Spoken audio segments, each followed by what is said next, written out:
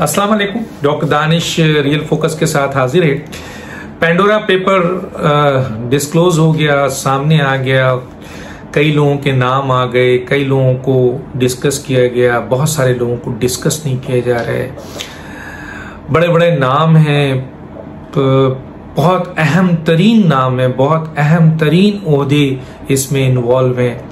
Opposition भी है, हुकूमत भी है, ब्यूरोक्रेसी भी है, इसमें फौज के लोग भी है, इसमें मसलन दूसरे लोग भी, रिश्तेदार भी हैं, बेगमात भी हैं, बहुत सारे लोगों के नाम आया। लेकिन हुआ क्या?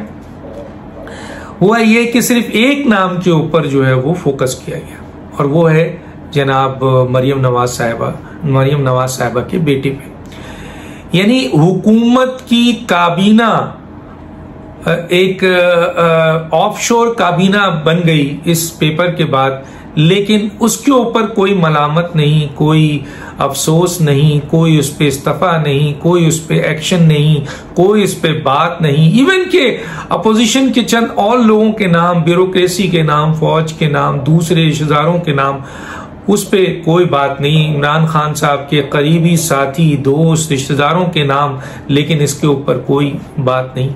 बात है तो सिर्फ मरियम नवाज साहिबा की बेटे की ऑफशोर कंपनी के हवाले से सख्त तरीन प्रोपेगेंडा किया।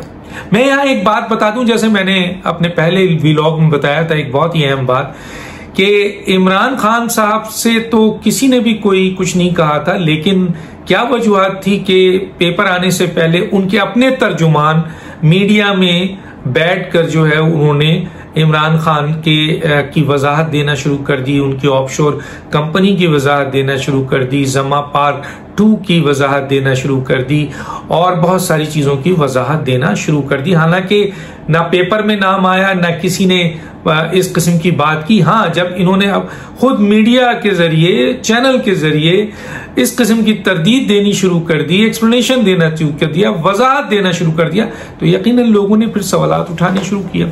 और मैंने बता दिया कि ये बात इसलिए हुई थी कि एक बहुत ही अहम मुस्तनद सहाफी ने इमरान खान से 3 क्वेश्चन किए थे इस रिलेशन में आने से पहले, पेपर आउट होने से पहले। उसके बाद जो है वो उन्होंने उसका जवाब तो नहीं दिया इमरान खान ने, फिर यहाँ तर्जुमान, वजीर, वुज़रा शुरू हो गए, और आखिर में दूसरों को निशाना बना रहे हैं कि देखिए नाम नहीं आया। भाई किसी ने भी नहीं कहा था, ये तो आप लोग खुद एक्सप्लेनेशन देने आए थे। चोर की दाढ़ी में तिनका कहा जाता है। भारत, ये भी मैं आपको बहुत अहम खबर बता दूं कि किसी ने, तर्जुमान ने ये भी कहा कि अगर इमरान खान का नाम हुआ इसमें, और इमरान खान साहब की कोई ऑफशोर कंपनी निकलती है और इस तरह सूरत हाल जमा टाउन और जमा पार्क और ये सारी चीजें सामने आती हैं, तो उससे पहले 9 बजे वो पेपर आउट होगा, 8 बजे इतना बड़ा ब्लास्ट हुकूमत करेगी, इतना बड़ा धमाका करेंगे हम कि जनाब सारा मीडिया उसके पीछे लग जाएगा। ऐसा हम एक ऐसा बम लेके आएंगे, एक ऐसी वीडियो लेके आएंगे, एक ऐसा धमाका करेंगे। ये हुकूमत के तर्जुमान ने किसी अहम जिम्मेदार शख्स से कहा, और वो जिम्मेदार शख्स की से बात हुई, और उन्होंने कहा कि अगर इमरान खान साहब का नाम आया तो उसके बाद जो होगा वो आप देखिएगा, पूरा मीडिया उस तरफ चला जाएगा और कोई इसको फोकस नहीं करेगा। खुदा करके वो नाम तो नहीं आया, लेकिन ये जो धमकियां देते हैं, ये जो फेक न्यूज चलाते हैं, ये हुकूमत के वुज़रा, तर्जुमान, इनके जो आपके मीडिया सेल है, और चले मीडिया सेल तो एक ऐसा है जो कि ये काम करता है और उसके एवज वो पैसे लेता है, लेकिन कोई ऐसी जगह पे नहीं बैठा है जो कि हुकूमती जगह है। लेकिन यहाँ तो हुकूमत की तर्जुमान, हुकूमत के वजीर, हुकूमत के मुशीर, हुकूमत के स्पेशल असिस्टेंट, हुकूमत के तर्जुमान जो हैं वो इतनी अहम जिम्मेदार पोस्ट में बैठकर इस तरह की धमकियां देते हैं, इस तरह की ब्लैकमेलिंग की बात करते हैं। इसी तरह से फिर हम देखते हैं कि जनाब कुछ नहीं हुआ तो उसके बाद जो है वो एक फेक न्यूज लाई गई।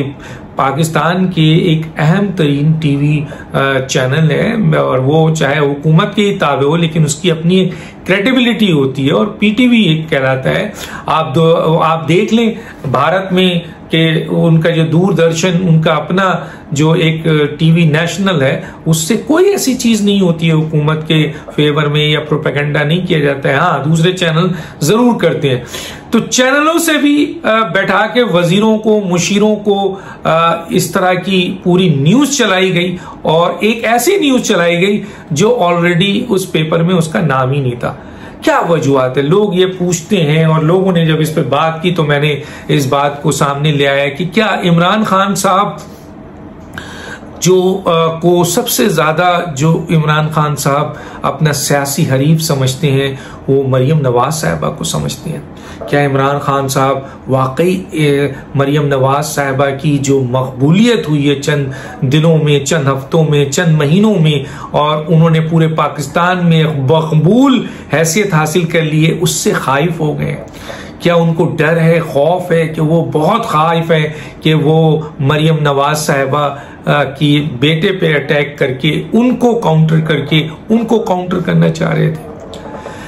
देखें, इसमें कोई शक नहीं है। जो लोग ये कहते हैं कि इमरान खान साहब जो है वो PMLN को सबसे ज्यादा टारगेट बना रहे हैं, उनके लोगों को टारगेट बना रहे हैं, इंतकाम जो है वो मीडिया और PMLN का लिया जा रहा है, और सियासी जमातों को इतना टारगेट वो नहीं करते हैं। लेकिन PMLN में भी अब देखने में ये आया है कि जनाब शहबाज शरीफ, हमजा शहबाज, PMLN के दीगर लोगों को टारगेट किया गया, लेकिन इतना टारगेट नहीं किया गया जितना टारगेट मरियम नवाज साहिबा और आपके नवाज शरीफ साहब को किया गया।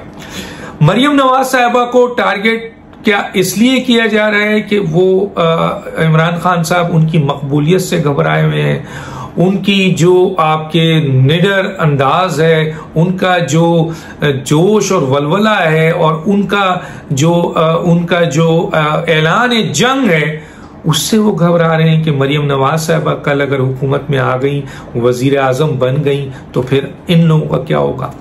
क्योंकि बाकी जो लोग टटर कर रहे हैं मीडिया में, उनकी तो कोई औकात भी नहीं है, और वो जो इस वक्त ओहदे लेकर सिर्फ इसलिए उनको ओहदे दिए गए कि वो गलाजतें बांटें, इल्जामात लगाएं, गंदी गंदी बातें करें, पर्सनल चीजों को लेकर आएं और फेक न्यूज बनाएं और इस तरीके से मलाइन करने की कोशिश करें। लेकिन दुनिया समझ चुकी है, मीडिया काबू में है, इसलिए आपको इज्जत देता है। जिस दिन एस्टेब्लिशमेंट आपके पीछे से हट गई, उस दिन ये लोग इमरान खान साहब ऐसे भागेंगे जैसे कोई समझें कोई निशान नहीं छोड़ेंगे। ये उस वक्त, अभी तो उनको पता है कि आपके पीछे, आप हुकूमत में हैं और आपके पीछे एस्टेब्लिशमेंट किसी न किसी सूरत से है। ये लोग बैठकर इस किस्म की बात, जिस दिन, और लोग, किसी ने बड़े अच्छी बात की, मैं कोट कर देता हूं। वो कहते हैं इमरान खान साहब, अगर आपने नवाज शरीफ या मरियम नवाज का मुकाबला करना है तो हुकूमत से बाहर निकलें, एस्टेब्लिशमेंट को न्यूट्रल करने को कहें, और फिर एक सियासी मैदान में आकर खड़े हो जाएं और इनका मुकाबला करें, किसी भी लेवल पर मुकाबला करें। ये कहा जा रहा है, मैं इसको कोट कर देता हूं। बहुत सारे लोग ये बात कर रहे हैं कि अगर आपने मुकाबला ही करना है मरियम नवाज साहिबा का या नवाज शरीफ साहब का, तो फिर आप अपने पीछे से एस्टेब्लिशमेंट हटा दें। फिर देखिएगा, ये जो आपके तर्जुमान हैं, वजीर हैं, ये मुशीर हैं, जो मीडिया में बैठे हुए जो है वो आपकी हिमायत में और दूसरों को जो है वो निशाना बना रहे हैं, और बदतरीन निशाना बना रहे हैं, और अपने अल्फाजों से, अपने अंदाज से, अपनी बातों से, स्टेटमेंट से, फेक न्यूज से जिस तरीके से गलाजत बांट रहे हैं, ये सबसे पहले भाग जाएंगे। ये मैं नहीं कहता, पाकिस्तान के बहुत अहम तरीन लोग इस बात को कहते हैं, जिनमें कई शोबे के लोग हैं। किसी वक्त मौका आएगा तो ये मैं बता दूं। तो गोया आपको डर है, खौफ है मरियम नवाज साहिबा से। लोग ये कहते हैं कि नवाज शरीफ को काबू करने के लिए मरियम नवाज साहिबा को इमरान खान साहब काबू करना चाहते हैं, और जिसके लिए उन्होंने मरियम नवाज साहिबा को पर केसेस लाए, उनको जेल भेजा, उनको डेथ सेल भेजा और उन पर मजालिम किए। लेकिन मरियम नवाज साहिबा डेथ सेल में गई, जेल में गई, केसेस बनाया। बड़े बड़े एनालिस्ट कहते हैं कि वो घबराई नहीं, डरी नहीं, और फिर इस्लामाबाद हाई कोर्ट ने उनके मेरिट पे उनको जमानत दी और वो बाहर आ गई, और बाहर आने के बाद वो और निडर हो गई। और आग बन गई और लोगों के लिए जो है वो दहशत बन गई, जिसकी बुनियाद पर इमरान खान साहब मजीद इनको काउंटर करने की कोशिश करते हैं और कर नहीं पाते हैं। और शायद किसी ने यह कहा कि मरियम नवाज साहिबा को काबू करके वो नवाज शरीफ को काबू करना चाहते हैं, क्योंकि इतने सारे काम करने के बाद एक औरत तो हिम्मत हार जाती है, डर जाती है, घबरा जाती है। आपको याद होगा कि मरियम नवाज साहिबा ने बताया था कि उनको धमकी दी गई है कि स्मैश यू, यानी आपको स्मैश कर दिया जाएगा। स्मैश के लफ्जी मायने तो बहुत दूसरे भी हैं, लेकिन यहां पे जो कोट किया गया था वो ये था कि आपकी जिंदगी का खात्मा कर दिया जाएगा। वो उन्होंने मीडिया में आकर बता दिया था। मसलन ये भी धमकी दी गई और इस तरीके से नवाज शरीफ को ब्लैकमेल करने की कोशिश की गई। लोगों का ख्याल है ना तो नवाज शरीफ ब्लैकमेल हुए, हालांकि वो एक फादर है, उनकी बेटी है, सगी बेटी है, अपनी बेटियों से बाप कितनी मोहब्बत करते हैं, लेकिन वो नहीं डरे और उन्होंने अपनी बेटी को सियासत करने दिया। और बेटी ने भी अपने बाप से कह दिया कि जी जो कुछ ये कर लें मैं डरने वाली नहीं हूं। और अब सूरत हाल कहने गई है कि ये उनके बेटे यानी जो मरियम नवाज साहिबा के बेटे हैं, अब उन पर वार किया कि उनके जरिए मरियम नवाज साहिबा को काबू किया जाए, क्योंकि मां के लिए बेटा बहुत अहम होता है। आया ऑफशोर कंपनी थी नहीं थी, इस किस्म की चीजों को प्रोपेगेंडा करके मरियम नवाज को बैकफुट पे किया जा सकता है। तो ये एक बहुत बड़ी चाल थी, एक बहुत बड़ी साजिश थी, एक बहुत घिनौनी साजिश थी, बहुत गंदी साजिश थी, जो फेक न्यूज की सूरत में मीडिया में चलाया गया। पीटीवी को इसमें इस्तेमाल किया गया, हुकूमत को इसमें इस्तेमाल किया गया, हुकूमत के तर्जुमान और वुज़रा ने ये सारी बातें की। लेकिन आज क्या हुआ?